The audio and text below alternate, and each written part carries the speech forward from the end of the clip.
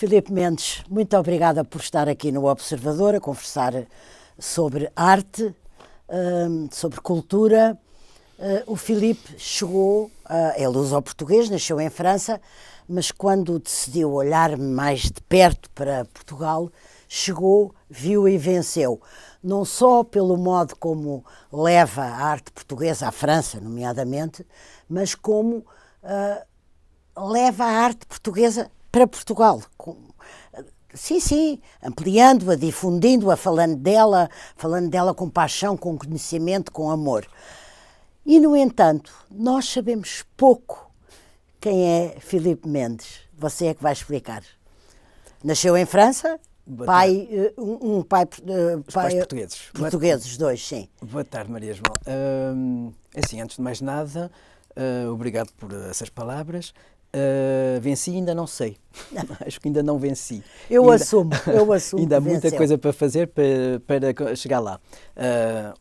Para chegar à meta que eu, pelo menos, baixa que eu tentei de atingir.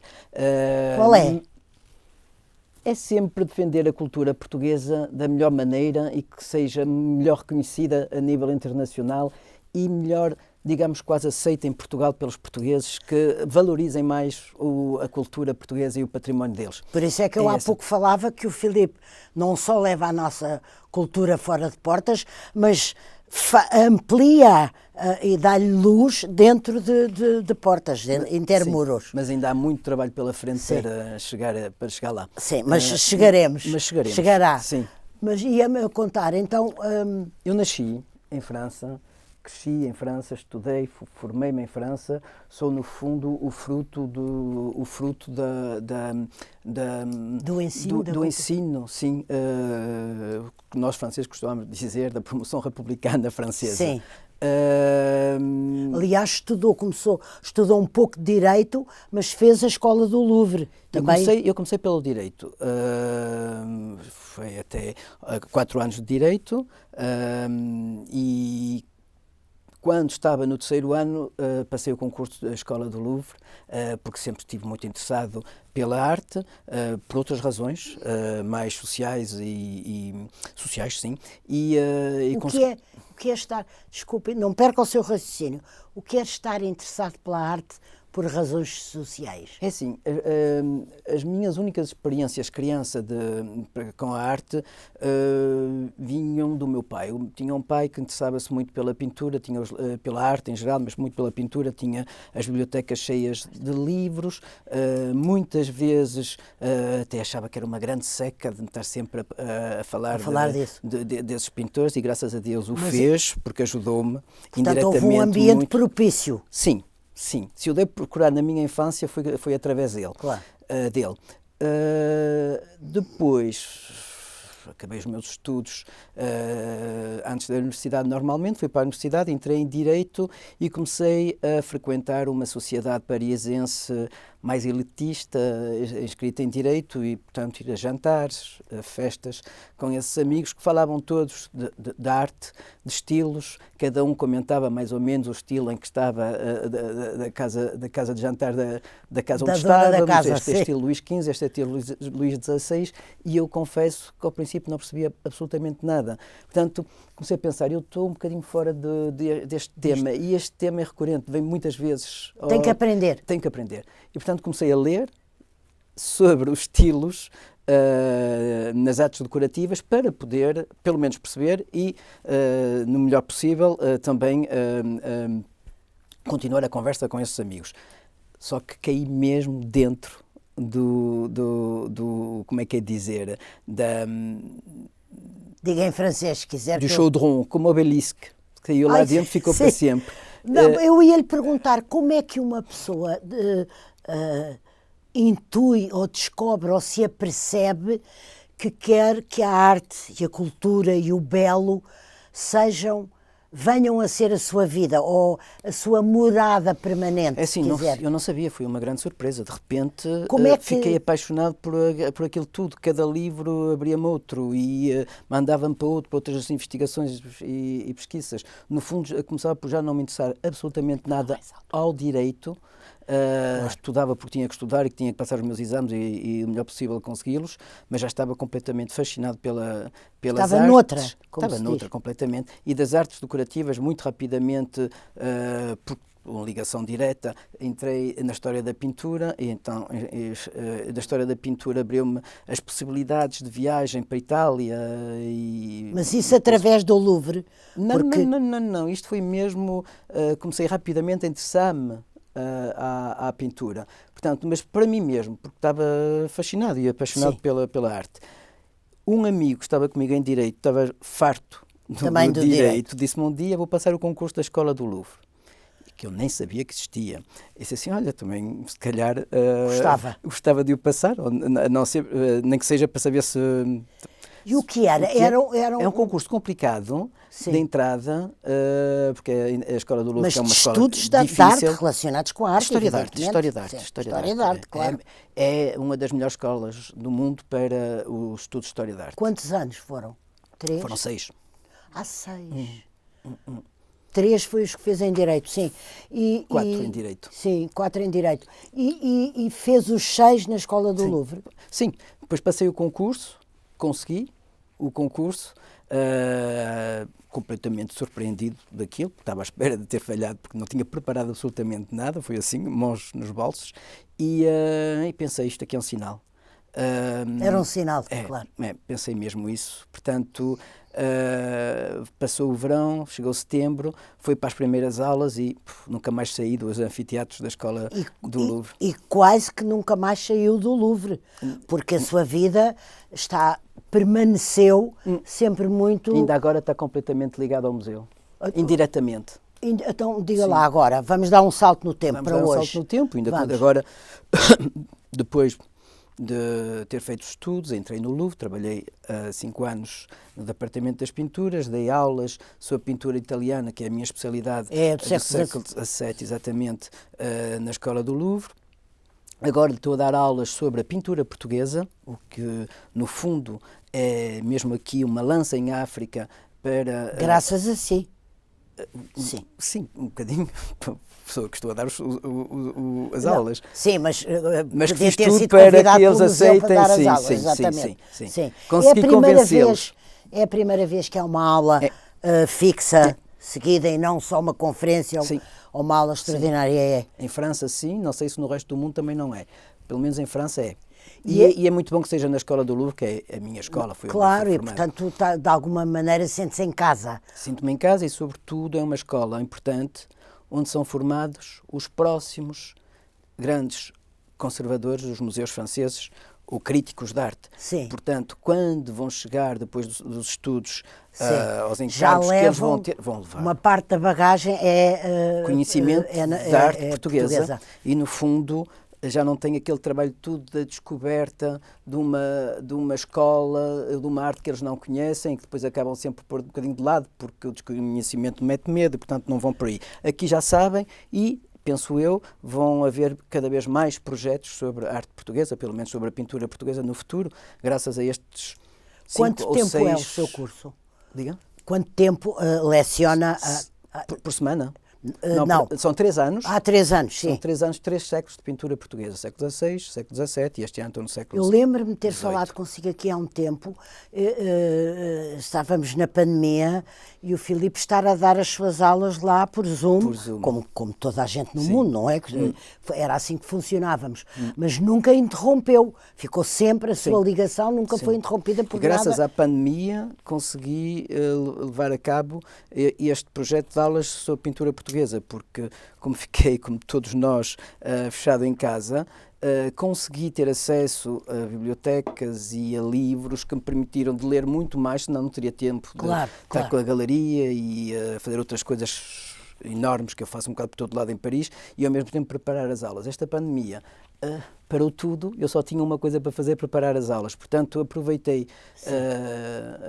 agora, para parece-me, mas o Filipe dir-me-á se estou certa ou errada, que ou antes ou durante ou no princípio das aulas no Louvre ou em simultâneo, já não me recordo bem, houve um quadro que comprou em Portugal, que foi para o Louvre, Ou estou a fazer uma confusão? E a quem o Filipe pediu à direção do Louvre para haver uma sala um bocadinho, enfim, que eles estivessem em evidência. O que é que está certo ou errado nesta história?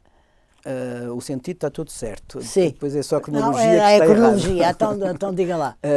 Não, isto foi antes destas aulas começarem e da pandemia. Já nem sei em que ano foi exatamente, eu acho que foi em 2017 ou 2018. Ou 18, sim, eu tenho uma ideia da venda de desse facto, quadro, não, foi um quadro que passou em leilão em Nova Iorque, na Sotheby's, salvo erro na Christie's, na Sotheby's. Um quadro belíssimo, de Josefa D'Olhos, um quadro incrível. Eu estava em Nova Iorque, vi o quadro e pensei, não pode, tem que... ou é para mim, Não, exatamente. ou Tem que o fazer render. Ou é para mim, essa ideia de fazer render também é exata. Muitas pessoas pensam que ao doá-lo ao Museu do Louvre não era para render, mas rendeu de outra maneira. Também para mim. A ideia primeira era claramente, o Louvre é a minha casa, é a minha segunda casa. Eu há pouco disse isso. Estudei lá, trabalhei lá, vou lá sempre, vivo ao lado.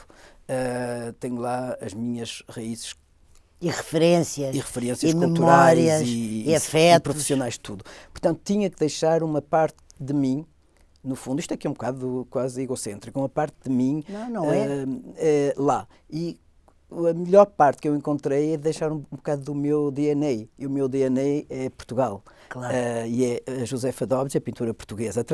Através da Josefa, deixo um bocado de mim para a eternidade no Museu do Louvre. Não há nada, uma ideia mais bonita do que esta. Não, portanto, não há mais bonito que essa, não há. Essa era a primeira ideia. A segunda era claramente valorizar a pintura portuguesa, que ela seja melhor reconhecida, e não há mais bonita janela que se abre sobre o mundo para pôr um quadro português.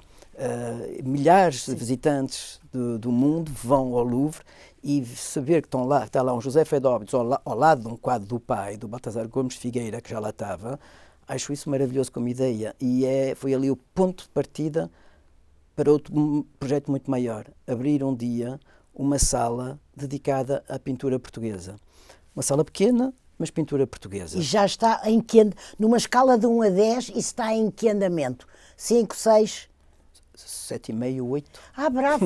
Bravo. Então qualquer dia temos essa notícia. Eu até já pensei que já estávamos em 9 ultimamente, mas depois há sempre algumas coisas que se complicam, administrativas. Há sempre, não acha que há sempre, coisas demais entre os nossos sonhos e a concretização? Os nossos vão sempre muito mais rápido do exatamente, que a realidade. Agora, eu tenho estado aqui a ouvir, e além disso, eu próprio já me interroguei muitas vezes sobre isto, porque de vez em quando conversamos. Como é que, se eu tivesse que o apresentar a alguém, diria o Filipe Mendes, como eles dizem lá em França, Philippe Mendes, o Filipe Mendes, galerista, especialista em arte, professor, connoisseur, colecionador, digo o quê? Homem de cultura? Se não quer dizer isso tudo ao mesmo tempo, eu acho bonito, homem de cultura, acho um bocado pretencioso. Sim.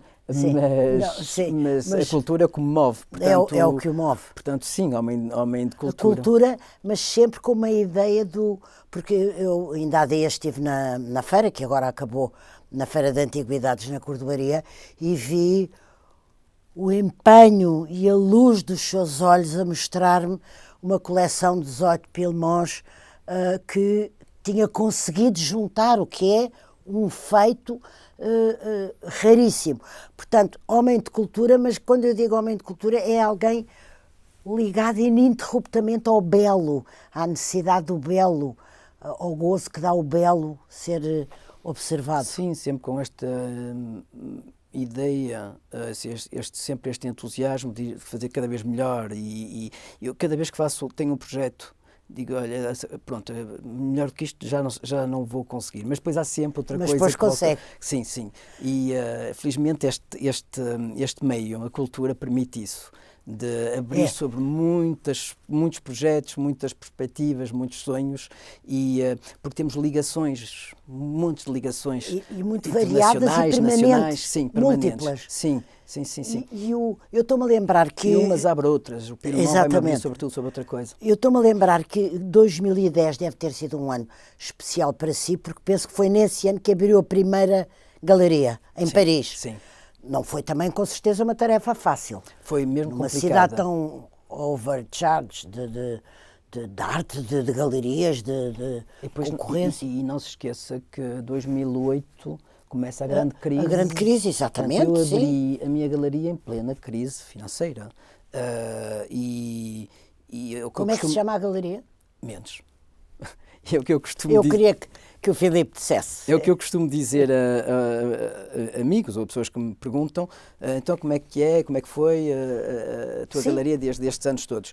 Eu nunca conheci aqueles anos fantásticos que os colegas mais antigos me contam do que era para fácil. Si foi sempre nesta dificuldade de momentos difíceis economicamente. Claro. Portanto, foi sempre uma luta. De obstáculos. Obstáculos, sim.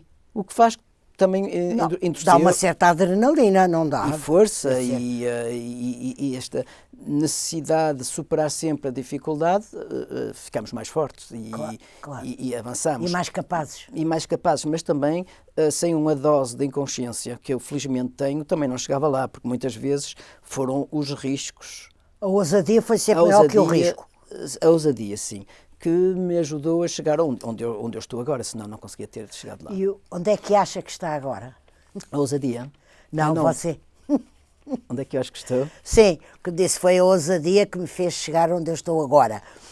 Ou seja, agora é ser um nome, eu vou dizer para ver se está de acordo, é ser uma pessoa indiscutível de credibilidade e de conhecimento, quer em França, quer aqui, pelo menos estou a dizer, não conheço tão bem o meio de Nova Iorque, conheço alguma coisa de França, o que me permite dizer isto, ser considerado na credibilidade, no conhecimento, no rigor, ser, por exemplo, conselheiro de grandes colecionadores, estou a pensar na família HK, que não é uma família como outra qualquer, e que não compram, penso que nem sequer um botão, se o botão for pintado por alguém, sem lhe perguntar.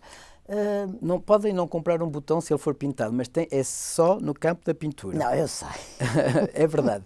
Sou conselheiro sobretudo do Príncipe Amin Aga Khan, que tem uma das coleções mais importantes, agora posso dizer, porque até agora havia um certo segredo, recato ou privacidade sobre isso, mas cada vez mais estamos a avançar para outros projetos mais importantes e sou há uns largos anos agora conselheiro dele para a coleção dele e sobretudo trabalho na parte da curadoria do que vai ser proximamente um museu, porque a coleção vai ser doada ao Estado francês.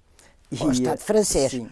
Mas também há um projeto aqui da família Aga Khan em Lisboa. Que não tem nada a ver com isso, a coleção. Não tem nada a ver com arte.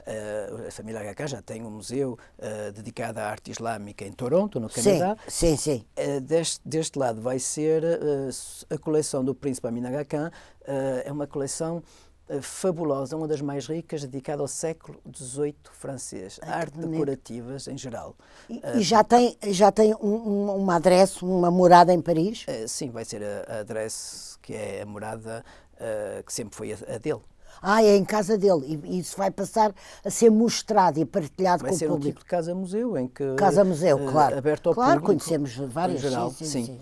Com uma coleção riquíssima. Estamos agora a estudar todas as possibilidades, todas as dificuldades do que é abrir perto de um grande museu, porque é mesmo central, uma casa-museu com uma daquelas riquezas, objetos... Sim.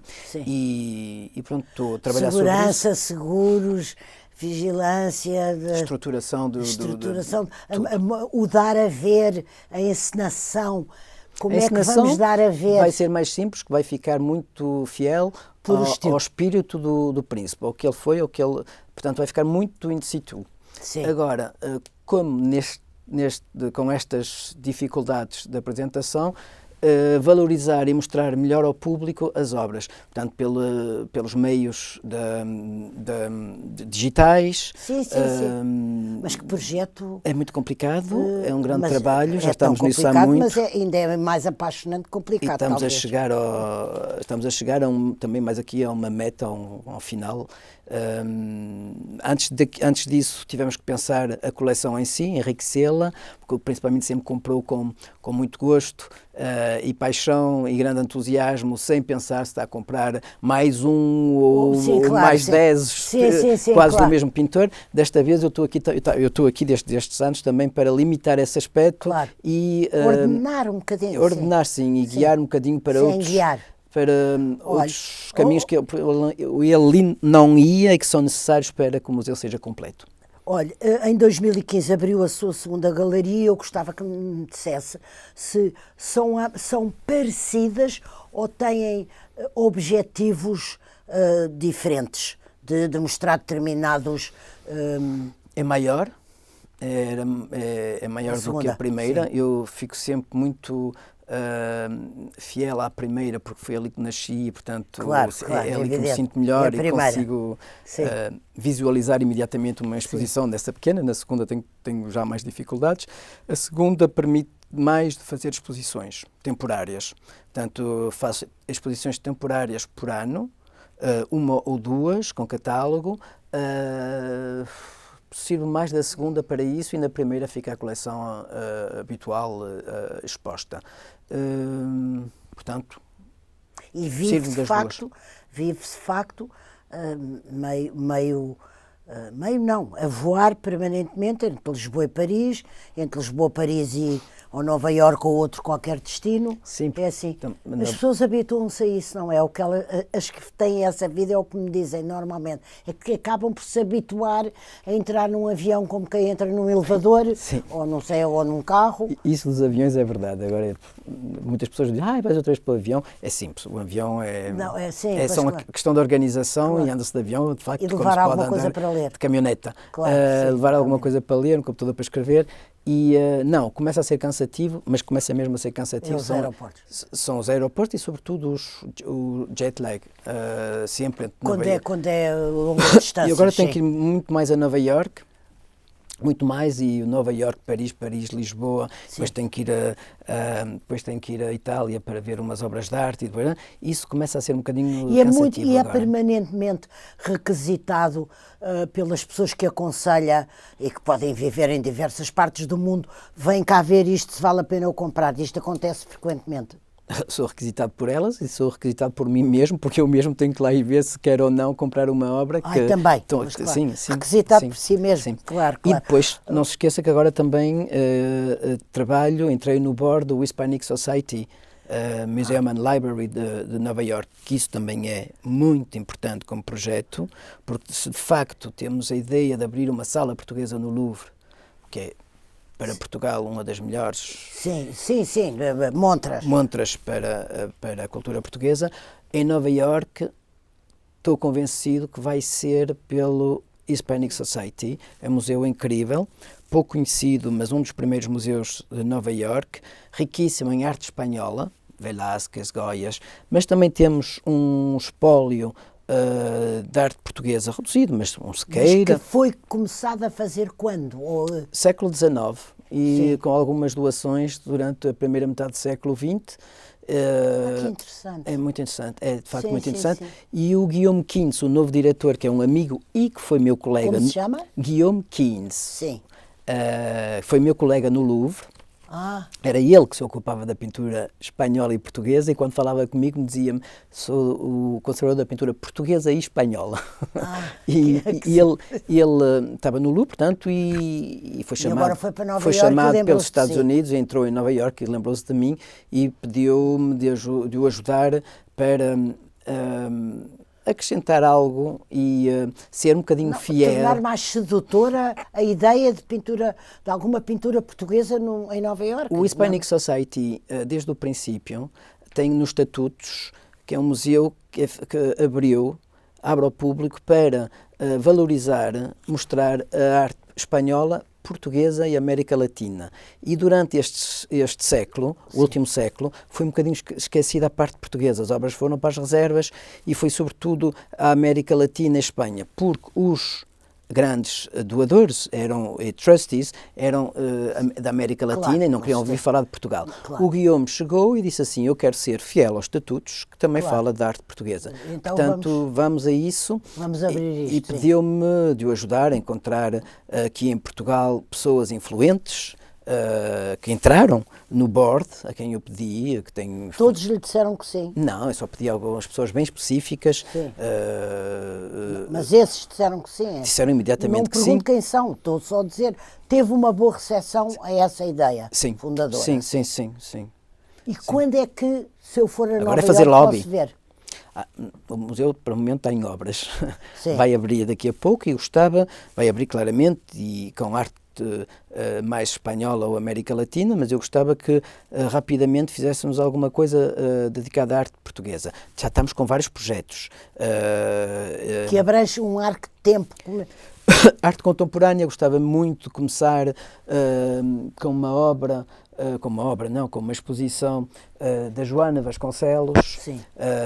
A Joana Vasconcelos é uma daquelas raras artistas contemporâneas portuguesas que consegue arrombar portas, abrir caminhos e abrir chegar e tirar atenção sobre a arte contemporânea portuguesa. Acho que precisamos da Joana para isso e acho que era uma boa ideia de começar por ela no Já falou Hispanic. com ela sobre isso? Já falei com ela, gostei imenso da resposta que me deu, que foi: eu sou a Josefa Dóbidos de hoje, mas é verdade, é um bocadinho isso. Que engraçado. De repente saí e fui para casa e comecei a pensar, mas de facto há muitas ligações entre a Joana Vasconcelos e a Josefa Dóbidos, duas mulheres fortes, duas mulheres femme d'affaires, decididas, de negócio, mas em que a arte é, antes de mais nada, a primeira coisa a pôr em evidência. E as duas com sucesso imenso. Eu acho que a Josefa Dóbidos ajudou-nos,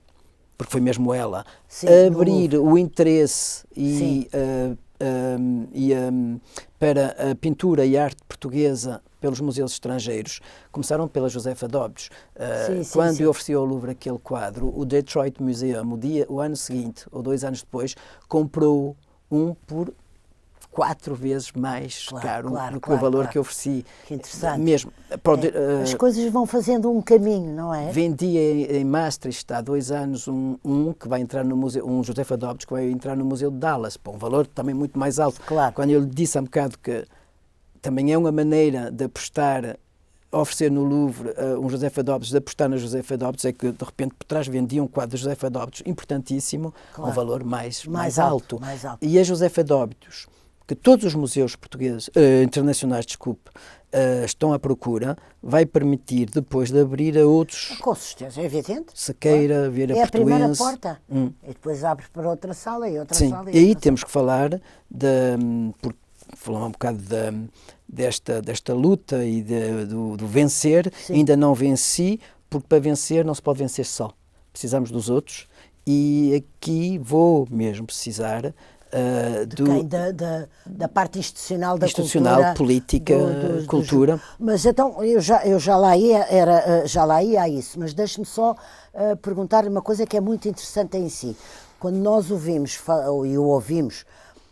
falar sobre aquilo que se chama a pintura mais antiga, se quiser, do século XVII, XVIII, mas também quando o ouvimos deslumbrar-se perante uma obra do Rui Chaves ou do Loureiro, etc., ou agora da Joana, de modo como falou com ela, quando é que cá em Portugal deu esse salto ou se abriu a janela para a pintura contemporânea e através de quem?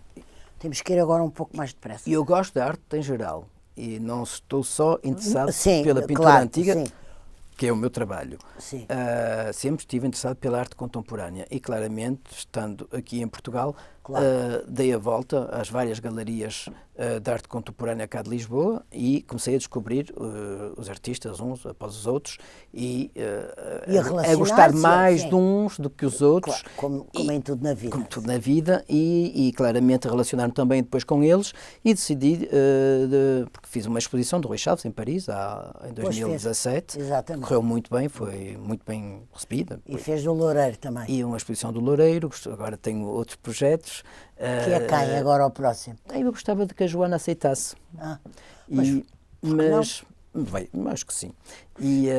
Mas gostava primeiro de fazer isso com ela no Hispanic. Vamos ver se lá chego. Mas para voltar à pintura contemporânea e àquilo que me estava a contar, de que é preciso ajuda, com certeza que é, ninguém faz nada sozinho. Eu sei que o Filipe conhece, como se diz na gíria, toda a gente em Portugal e sobretudo em Lisboa e no Porto, e que conhece e que se relaciona bem e conhece a classe política, os intelectuais, artistas plásticos, etc. Como é que tem sido o seu relacionamento com o poder político, nomeadamente na cultura? Eles são sensíveis ao enorme potencial que o Filipe tem como montra, como grande encenador da arte portuguesa, da sua projeção e do seu maior conhecimento? Sente que eles são sensíveis? Sensíveis? Sim. Atentos? São. Sim. Sensíveis e atentos são. Atentos sim. são. Tem que falar um bocadinho mais alto. Atentos são. Sensíveis, espero que sim.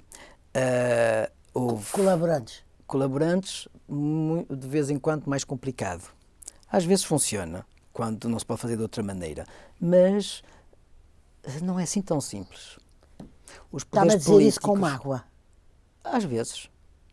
Sim, com uma certa. Lá era exatamente o que eu estava a dizer. Precisamos trabalhar em rede, em conjunto, em colaboração. E isso é uma coisa que não é fácil em Portugal. O que eu consigo facilmente em França, por exemplo, ou até fora, nos Estados Unidos ou na Itália, aqui em Portugal nunca é evidente, porque há sempre alguma coisa que não funciona por razões políticas ou por razões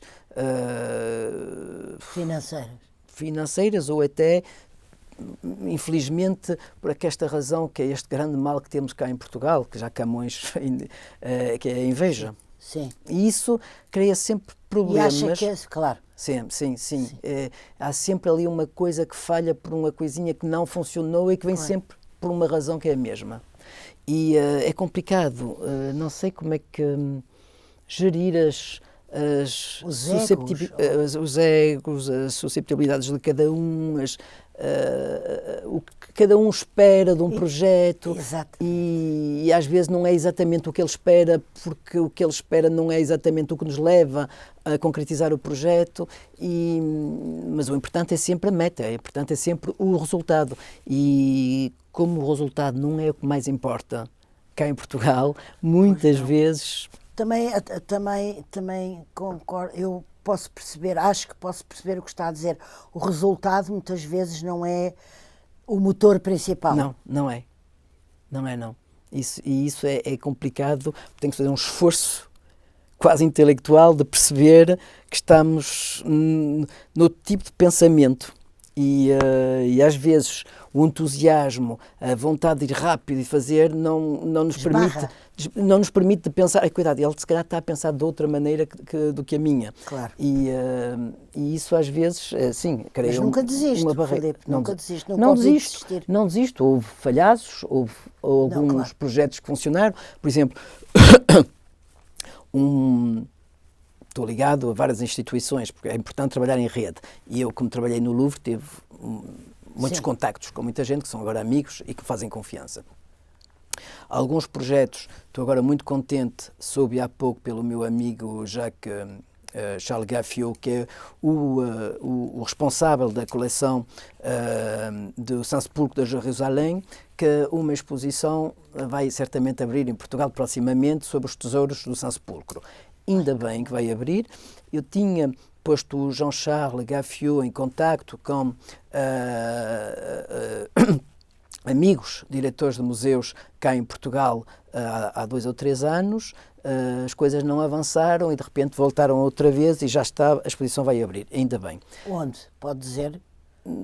Vai ser aqui em Lisboa, numa grande instituição. Sim, mas não, está a ver, não podemos ir mais além. mas está a ver, mas isso são, com o tempo, coisas que permitem criar rede e pôr as pessoas em contacto. E neste caso conseguimos. Agilizar, Nesta mesma, tornar ágil. sim, e essa mesma instituição que vai abrir esta exposição não conseguiu avançar noutro projeto que eu tinha proposto, que era os tesouros do Hispanic Society. O Hispanic Society em Nova Iorque está em obras. São maravilhoso a coleção do museu, mas maravilhoso. E, portanto, o Filipe propôs trazê-la cá e não teve eco, não teve resposta. Teve eco, avançaram e depois no final, não sei por que razão, porque nunca foi dada a razão, falhou. Mas, ouça, vou-lhe fazer uma pergunta um bocado dura, porque é aflitivo. Não acha que muitas vezes é uma real, concreta falta de meios financeiros? Portugal é um país pobre. Ou não? Ou acha que isso podia ser superido ou ultrapassado com capacidade, com agilidade, com vontade de trabalhar em rede? São as duas. É as duas? É.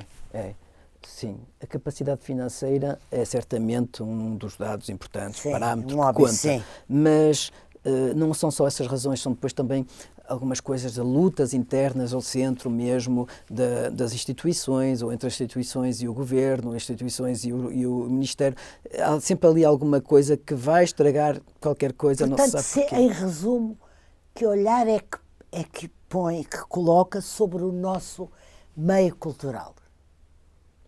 Qual é o seu olhar? Como é?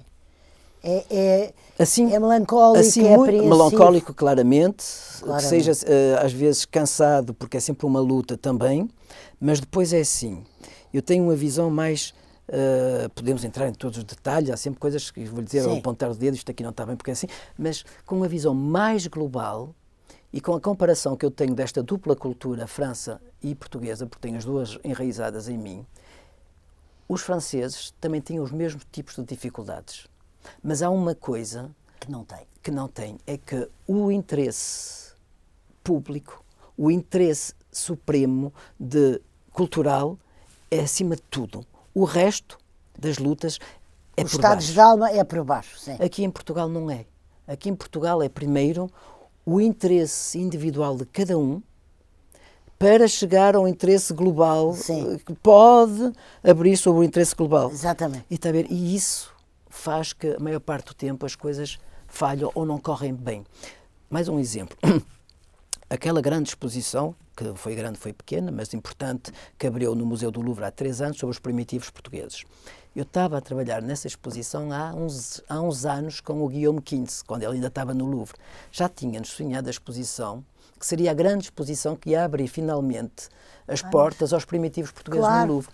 Tínhamos pensado 60, 70 obras vindas do Museu da Arte Antiga, de Évora, do Álvaro Pires, sim, de Viseu, do Porto, das reservas do Porto, que ainda estão lá estavam lá os primitivos todos, que agora acabaram por sair, do Porto e outras cidades, de Coimbra, e era para fazer uma grande exposição. E então? A exposição sempre teve dificuldades, não devidas ao Museu do Louvre, mas às dificuldades políticas, económicas, pessoais, cá em Portugal. Sim. Portanto, não conseguimos, a exposição falhou, consegui outra vez recuperá-la, falhou, consegui recuperá-la outra vez. De repente, a exposição estava a ficar cada vez mais pequena, mais reduzida, mais uma pequenina e, portanto, coisa. Não era a proposta inicial, até o não último momento, 6 meses antes da exposição abrir, em que a nova diretora, Charlotte Chastel, que é minha amiga do Museu do Louvre também já trabalhei com ela, disse, diretora de pintura espanhola e portuguesa, disse-me, Filipe, a exposição já não vai ser. Pois é, não conseguiu. Eu disse, não, é impossível.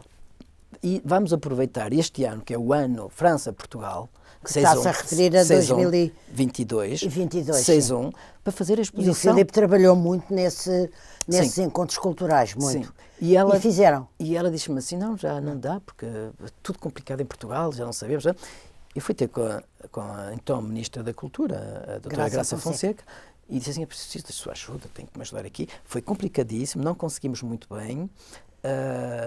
Acabou por ser uma exposição de 14 ou 15 quadros pequenos, todos vindo do Museu de Arte Antiga. O Museu de Arte Antiga conseguiu expor só os seus quadros. O Grão Vasco de repente desapareceu. Tínhamos uma leitura que não era a leitura que nós queríamos dar de uma grande escola rica. Olha, eu não quero acabar com uma história triste. E são essas coisas que fazem que as coisas complicam-se por outras razões.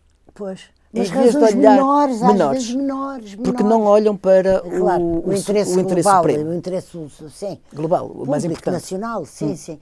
Mas a propósito nacional, eu uma vez disse-lhe, e o Filipe reconheceu que eu, enfim, esteve de acordo, tem aí uma corda patriótica forte. O Filipe,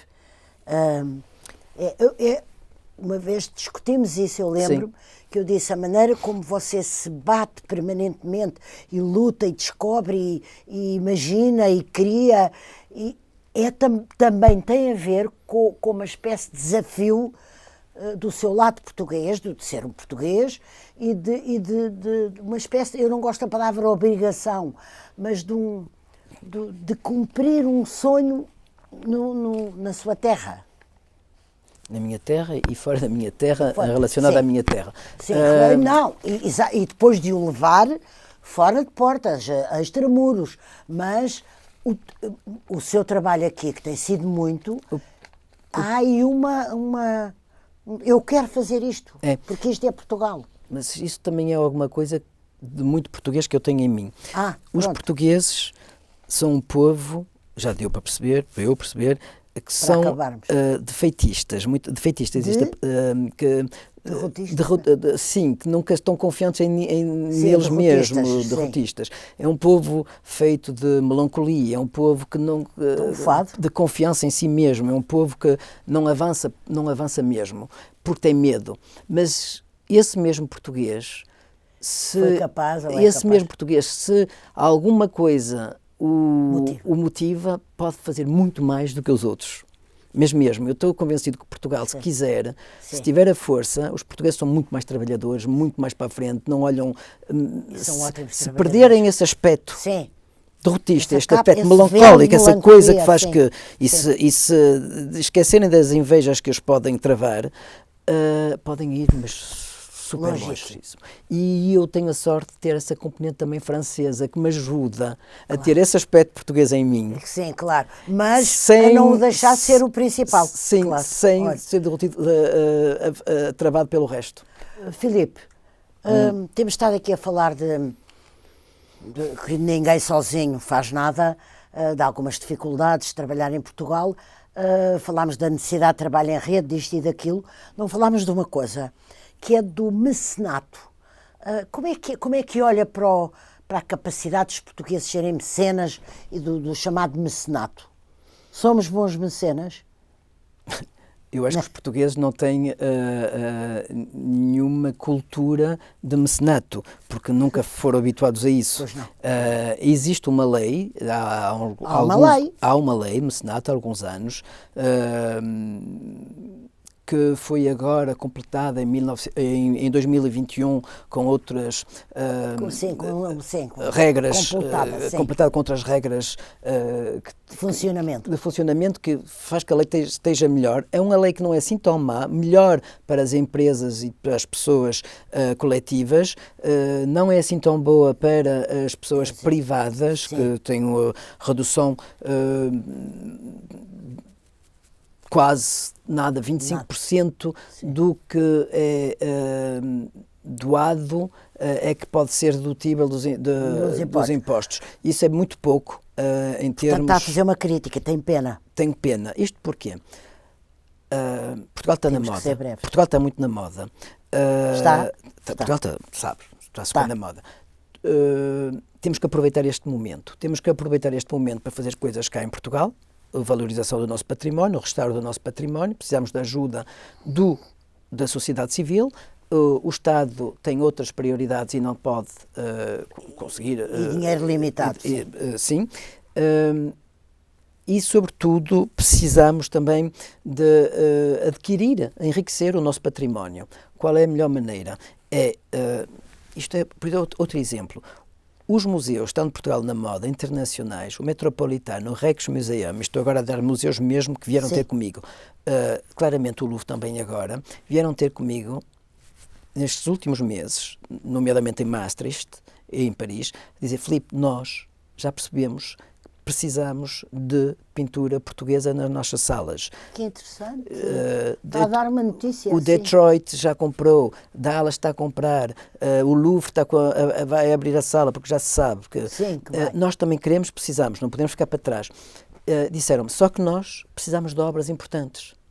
Sim, não quero, sim. Está a ver? Eu disse assim, mas espera aí, o problema das obras importantes portuguesas é que não estão fora de Portugal. De vez em quando encontra-se. Sim, mas estão em Portugal. E, portanto, tenho que ir buscá-las a Portugal. E, neste caso, e já fui ter com o Ministro da Cultura, Pedro Adão e Silva, como já tinha ido ver a Ministra anterior, e disse, olha, preciso que me ajude. Sabemos onde estão as obras importantes. Sabemos qual é... Mas a ajuda é para deixar sair as obras? É deixar sair as para obras. Emprestar? Não para emprestar, para ser adquiridas pelos grandes museus internacionais. Isto é, eu percebo muito bem... Mas eu também percebo que é de algum modo dilapidar ou empobrecer o nosso património. Também pode ser visto assim.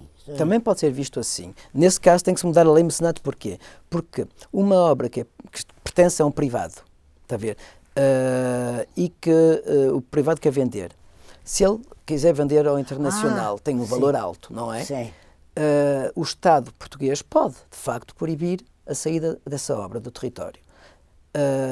Mas não pode ser proibido assim de maneira completamente, como se fosse um castigo para o proprietário. Exatamente. Os franceses podem fazer a mesma coisa, mas têm 2 anos, mais 2 anos, para arranjar os fundos para adquirir a obra. Se ela não pode sair, há uma razão. É porque é de interesse público. Importante. Portanto, temos 2 mais 2 anos... Mas nem sempre é o caso de interesse público. Sim. Se depois de 4 anos não conseguirem arranjar o dinheiro ou quererem comprar a obra sai do território. Em Portugal, não. Em Portugal a partir do momento em que tem uma obra que vai à Direção-Geral do Património e que diz que não, é um castigo absoluto para sempre para os proprietários que nunca mais vão poder vender fora, só em Portugal, onde não há mercado. Isso não é normal. E a única coisa que pode ajudar o Estado nesse aspecto é mudar a lei para ter uma uniformidade com a Europa, por exemplo, com a França, e pedir aos mecenas empresariais ou pessoais, privados, de ajudar a comprar aquela obra. Portanto, para isso é preciso cada vez mais... consciência. A lei é muito confusa, muito complicada, têm que mudar a lei. Já falou nisso aos ministros, aos diversos ministros? Já, mas isto tudo está tão complexo. Depois há aquele medo do síndrome do Carlo Crivelli, que saiu, que não devia ter saído, e tem todos medo da opinião pública. E eu acho que a opinião pública percebe isto muito bem, que a partir do momento em que se deixa sair uma obra para ela entrar nos maiores museus do mundo, a opinião pública não vai estar contra. Claramente que vai estar contra se for para entrar no mercado e perder-se por aí. Sim. Mas se for para entrar, não. Mas eles, os políticos, têm medo rapidamente que o jornalismo tem uma incidência sobre a opinião pública, ser crítica. Que influencia. E eu acho que a opinião pública, pelo contrário, se for bem explicado, percebe muito bem que as obras têm que estar nos maiores museus. É outro combate que o Filipe tem. Este é o combate mais importante. É, o seu combate mais importante. Porque o Metropolitano, Rijksmuseum, Louvre são os maiores museus do mundo que querem pintura portuguesa. Claro. Portanto, fica aqui essa nota e esse seu empenho e esse quase seu pedido. Filipe, foi um prazer enorme falar consigo, saber dos seus projetos e agora espero um convite, ou pelo menos um anúncio de quando é que abre o Museu de Nova Iorque, a exposição do Louvre, etc., a Sala Portuguesa, as várias coisas que aqui falou. Muito obrigada por ter vindo ao Observador. Muito obrigado, Maria João.